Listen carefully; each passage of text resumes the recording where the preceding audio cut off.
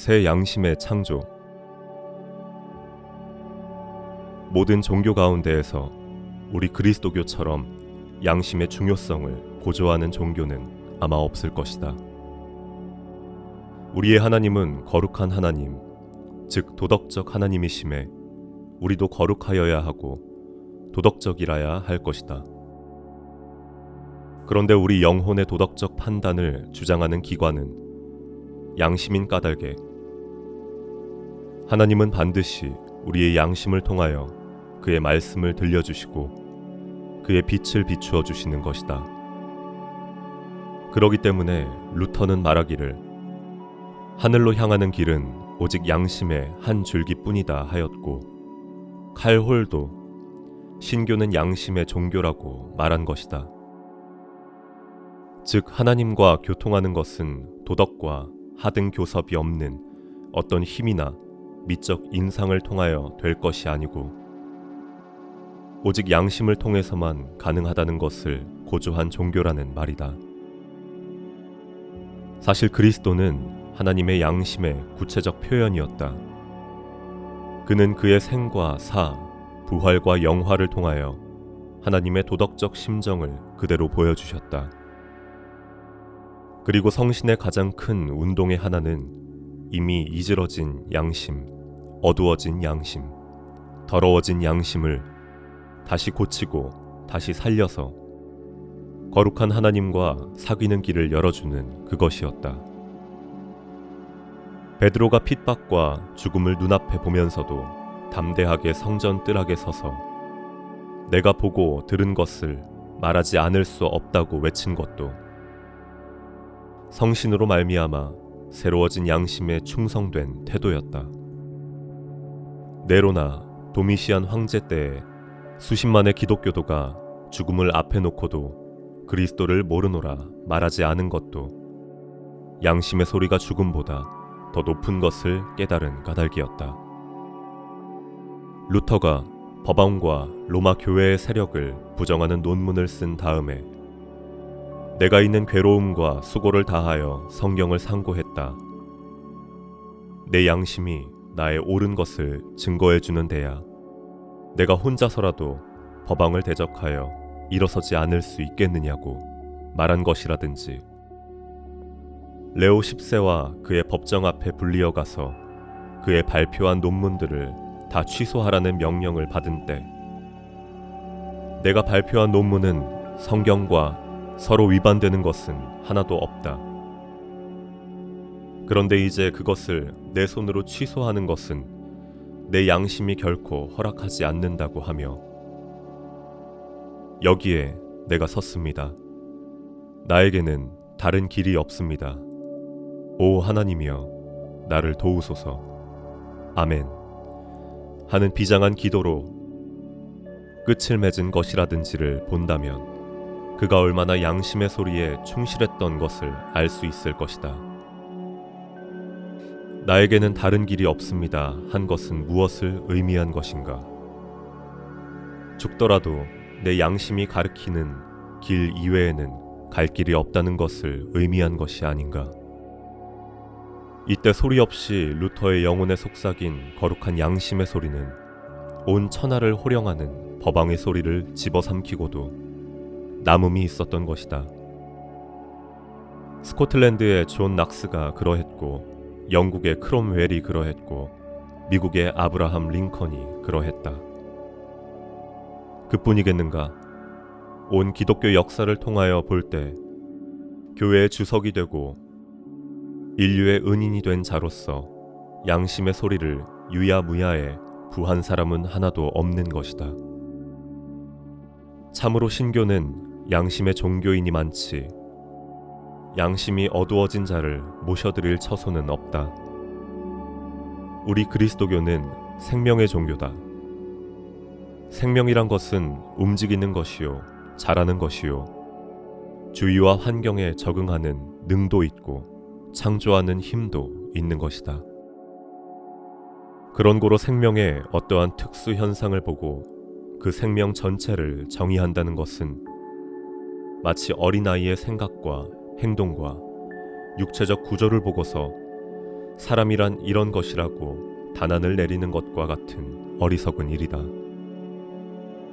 따라서 우리 그리스도교에 대해서도 그 시대의 발전의 형태를 보고 그리스도교란 이런 것이라고 고정적 정의를 내리는 것은 불가한 일일 것이다. 그것은 생명이니만치 위대한 미래의 가능성을 가지고 움직이며 창조하는 것인 까닭이다. 그런데 우리 신자가 하나님과 교통하는 유일의 길인 양심은 곧 우리 도덕적 생명의 최고 표현 기관이다. 이것이 역시 생명의 기관인 이상 그 시대의 민지와 환경에 따라 그 형태를 다르게 하며 또 때때로 새 창조를 향하여 약진할 수 있을 것은 물론이다. 그런 까닭에 나는 여기에서 양심이란 이런 것이라고 정의를 내리거나 양심의 내용은 이러하다고 설명하기를 원치 않는다. 그리고 우리 신자가 어떤 시대에는 극히 저열한 양심의 표준에 자족했었다는 것을 구태여 나무람하려고도 하지 않는다. 다만 우리가 금후 사회를 지배할 새 양심, 창조의 가능성을 발견하고 그 양심의 내용에 대한 희망을 말하며 그치고자 하는 것이다. 조선의 그리스도교가 들어온 결과 소위 양심이란 것이 보편적으로 문제가 되며 도덕 생활의 표준이 높아져서 전에 도깨비를 섬기던 이가 그것을 떨어내고 전에 방탕하던 사람이 지금은 존절해지고 전에는 발일모 이리천하라도 불의하던 자가 지금은 다만 얼마라도 교회와 사회를 위하여 바치게 되는 것이 다 성신으로 말미암아 새 양심이 창조된 증거라 말할 수 있다. 그러나 그저 이만큼 한 정도의 양심으로 소위 새 사회의 도덕적 지도자, 새 도덕의 건설자가 될 수는 없는 줄 안다. 그러면 내가 희망하는 새 양심의 내용은 무엇인가? 첫째로 새 양심은 참된 의미에서 사회적으로 각성한 양심이어야 하겠다는 것이다. 지금 구주에서 성행하는 권위를 중심으로 한 바르트의 신학운동이나 영미에서 떠드는 종교 경험을 중심으로 한 북맨 운동이나가 가장 많이 교인의 인기를 끄는 것은 사실이나 그네들에게 만일 크리스찬으로서의 사회적 양심에 대한 전반적 각성이 없다면 새 사회의 지도자로서 완전한 자격을 갖추었다고 말할 수 없다. 아무리 유명한 신학자, 아무리 신비한 종교 경험의 소유자라도 만일 그가 거만의 불을 옹한 자이면서 기아에 시달리는 할머니, 거리에 헤매는 어린이에 대한 거룩한 책임을 느끼지 못한다면 그리고 모든 번영의 배후에 숨어 흐르는 억울한 피를 볼 줄 모른다면 그는 새 세계에서 살 새 양심의 소유자라고는 말할 수 없다.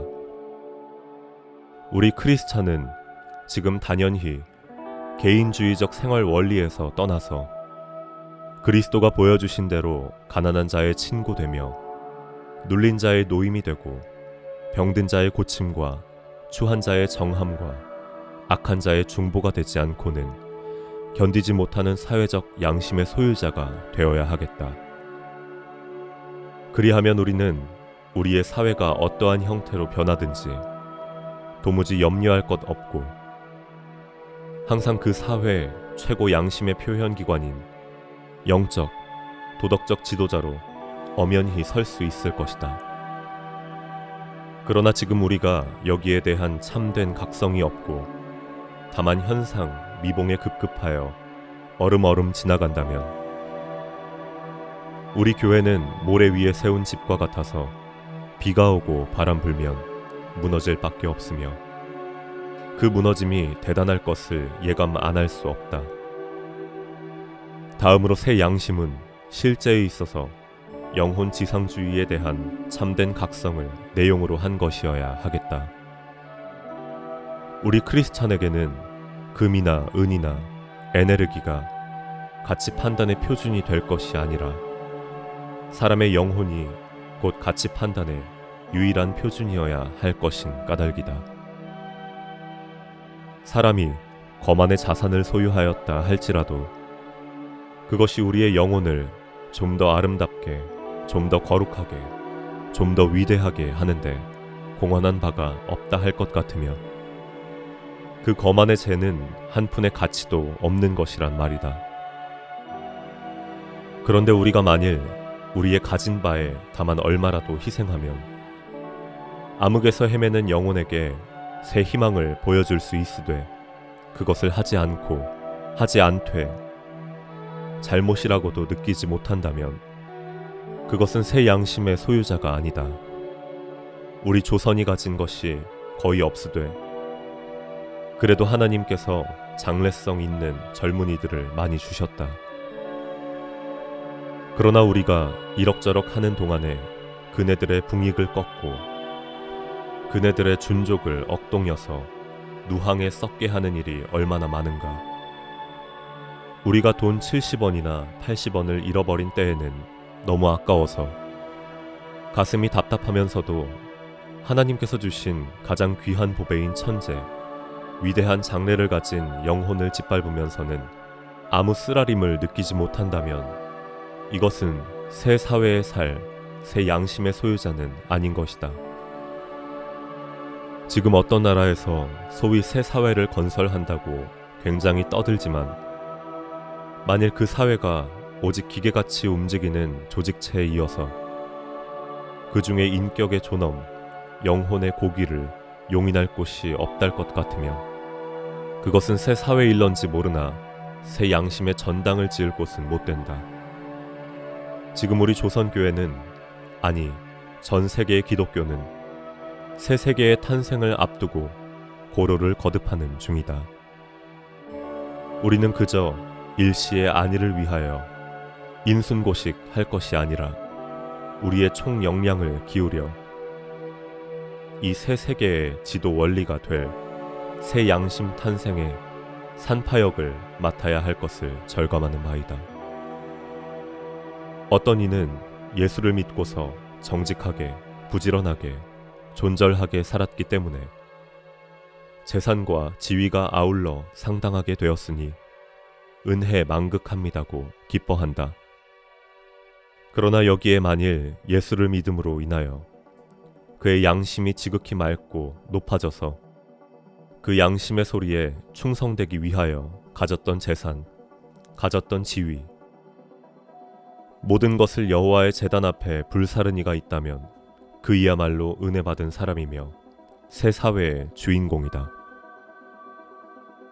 우리가 모든 것을 잃을지라도 하나님의 거룩한 신으로 씻음을 받고 새로 지음받은 깨끗한 양심일랑 잃지 말자. 그리고 한층 더 나아가서 새 양심 창조 운동의 일꾼이 되자. 마음이 깨끗한 자는 복이 있나니 저는 하나님을 볼 것이라고. 눈은 몸의 등불이니 그런 거로 내 눈이 성하면 온 몸이 밝을 것이요 눈이 흐리면 온 몸이 어두울 것이니 내게 있는 빛이 어두우면 그 어두운 것이 얼마나 어둡겠느뇨. 양심은 우리 영혼의 눈이요 우리 인격의 빛이다. 그것이 어두우면 내 몸이 어둡고 내 집, 내 사회가 다 캄캄한 것이다. 그리고 하나님께로 향하는 길이 막힐 것이다. 실리주의적 견지에서 양심의 소리를 어물어물 넘겨버리는 일은 아예 하지 말 것이다. 사람이 있어 이 양심을 버렸으니 그 믿음을 의논할진대 파선함과 같으니라.